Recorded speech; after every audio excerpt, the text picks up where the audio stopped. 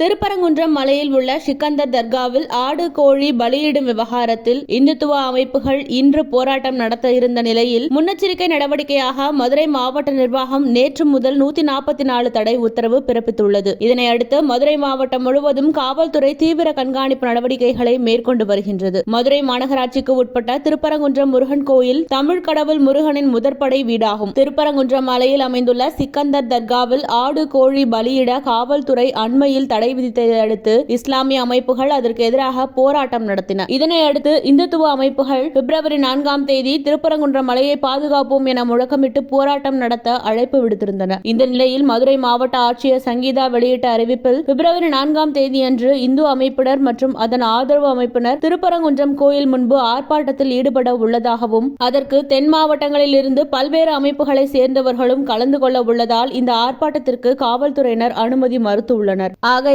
மதுரை மாவட்டம் மற்றும் மாநகர் முழுவதும் வெளிநபர்கள் உள்ளே வராத வண்ணம் பிப்ரவரி 3ஆம் தேதி காலை 6 மணி முதல் பிப்ரவரி 4ஆம் தேதி இரவு 12 மணி வரை 2 நாட்கள் மட்டும் 144 தடை உத்தரவு பிறப்பிக்கப்படுகிறது. மதுரை மாநகர் மற்றும் மதுரை மாவட்டத்தில் பொது அமைதியை பாதுகாக்கும் பொருட்டு மனித வாழ்வு, பொது பாதுகாப்பு மற்றும் அமைதியை கருத்தில் கொண்டு போராட்டங்கள், கூட்டங்கள் மற்றும் தர்ணாக்கள் போன்றவற்றிற்கு 144 தடை விதித்து உத்தரவு பிறப்பிக்கப்பட்டுள்ளது என தெரிவித்தார். இதனையடுத்து நேற்றிலிருந்து திருப்பரங்குன்றத்தை சுற்றியுள்ள பகுதிகள் அனைத்திலும் தற்காலிக காவல் தடுப்புகள் ஏற்படுத்தப்பட்டு உள்ளுக்குள் வருகின்ற அனைத்து நபர்களும் சோதனைக்கு பின்னரே கோயிலுக்குள் செல்ல அனுமதிக்கப்பட்டு வருகின்றனர். அது மட்டுமின்றி மதுரை மாவட்டம் மற்றும் மாநகர எல்லைப் பகுதிகளில் உள்ள சோதனை சாவடிகளில் காவல்துறையின் கண்காணிப்பு தீவிரப்படுத்தப்பட்டுள்ளது. மேலும் அத்துமீறி உள்ளே வருகின்ற நபர்கள் கைது செய்யப்பட்டு ஆங்காங்கே உள்ள திருமண மண்டபங்களில் தடுத்து நிறுத்தப்பட்டுள்ளனர். 144 தடை உத்தரவை அடுத்து மதுரை மாவட்டம் மற்றும் மாநகர் முழுவதும் ஏறக்குறைய 4000க்கும் மேற்பட்ட காவல்துறையினர் பாதுகாப்பு பணியில் ஈடுபட்டுள்ளனர். திருப்பரங்குன்றம் கோயிலை சுற்றி மட்டும் 1000க்கும் மேற்பட்ட போலீசார் பாதுகாப்பு பணியில் ஈடுபட்டுள்ளனர். இதன் எதிரொலியாக பக்தர்களின் எண்ணிக்கை மிகவும் குறைவாக உள்ளதால் கோயிலை சுற்றியுள்ள கடைகள் பெரும்பாலானவை மூடப்பட்டுள்ளன. இதனால் வியாபாரிகளும் கடும் பாதிப்பு அடைந்துள்ளது குறிப்பிடத்தக்கது.